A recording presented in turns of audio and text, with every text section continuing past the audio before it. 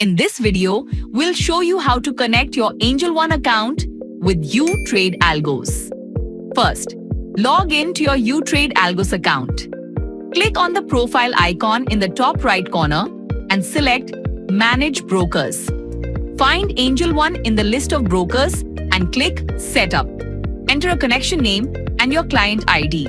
Then click Generate URL. Next, let's create the API key. Click the provided link to open the Angel One API portal. Log in using your mobile number or client ID or TOTP. Then verify the OTP. After that, enter your app PIN. Once you're logged in, you'll be redirected to the API dashboard. Click Add App to create a new application. Enter the app name, then copy the redirect URL from uTrade Algos and paste it into the corresponding field. Next, copy and paste the Postback URL in the same way. Now, copy the static IP from your Algo space in uTrade Algos. Paste it into the required field and click Create App. Once the app is created, your API key will be displayed at the top of the page.